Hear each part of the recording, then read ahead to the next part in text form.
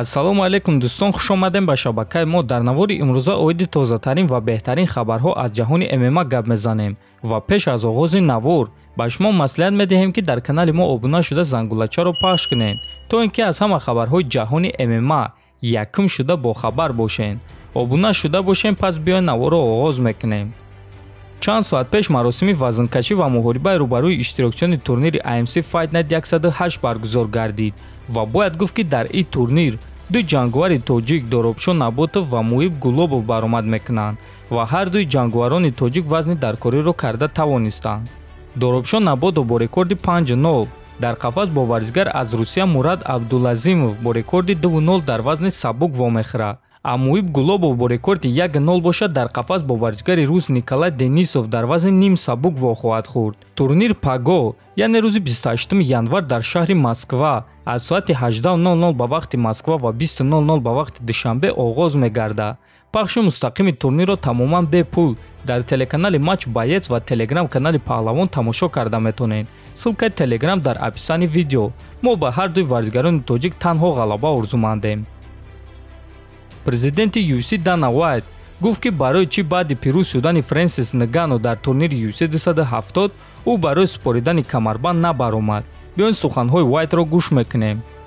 биёин оиди барои чӣ ма баъди ба анҷом расидани муҳорибаи асосии турнири UFC 270 ба қафас набаромадам гап мезанем. маро ягон кас оиди ин чиз пурсон шудагӣ нест, аммо ман медонам ки ин чиз барои ҳама шавқовар аст. рости гап ман аз майдон баъди муҳорибаи Марено ва Фегередо рафтам, чунки дар пушти парда коре рух дод ва ман бояд дар он ҷо мебудам. ман ҳамаи ин чизҳоро барои он гуфта истодам ки одамо фикр накунанд ки ман нисбати Нгану ноэҳтиромӣ кардам. мо бо Фрэнсис тамоми ҳафта вохӯрдем. мо бо якдигар даст дода салом кардем ва бо якдигар суҳбат кардем, гуфтааст Вайт. ва дӯстон, оё Дана Вайт рост мегӯяд ё не, ин чизро мо намедонем, аммо ҳама кора шуданаш мумкин аст ва Дана Вайтро низ фаҳмида мешавад. ҳамчунин дӯстон, имрӯз маълум шуд ки Фрэнсис Нгану ба муҳориба зидди Сирил Ган бо осеби по баромад ва акнун ӯро ҷарроҳӣ интизор аст. аз ҳамин сабаб Фрэнсис Нгануро 9 моҳ аз ҷангҳо хориҷ карданд. дӯстон, акнун бинем ки Фрэнсис Нгану бо пои осеб дошта ба муҳориба баромад ва ғолиб шуд ва ин ғалаба барои ӯ боз ҳам ширинтар мешавад. ахиди ӯро боша боз ҳам бузургтар мекунад.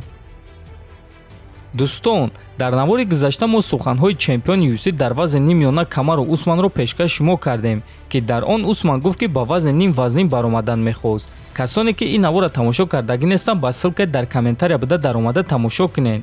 баъди ин суханҳои Камару Усман, Ҳамза Чимаев ба ӯ муроҷиат карда чемпионро таҳдид кард. Чимаев дар саҳифаи твиттери худ ана ҳамин аксро гузошта чунин навишт: ту ният дорӣ ки пеш аз омадани ма ба сари ту вазни худро иваз кунӣ? ягон ҷо нарав, ман омада истодам. ман туро дар 2 дақиқа мезанам. маро бовар кун, ман дар ин ҷо шоҳам, навиштааст Чимаев.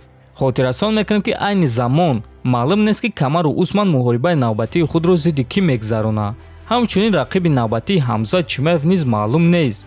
дӯстон, агар ки муҳорибаи онҳо баргузор гардад, яъне муҳорибаи Усман ва Ҳамзат, ба фикри шумо гӯштин ки кӣ зудтар мебарояд?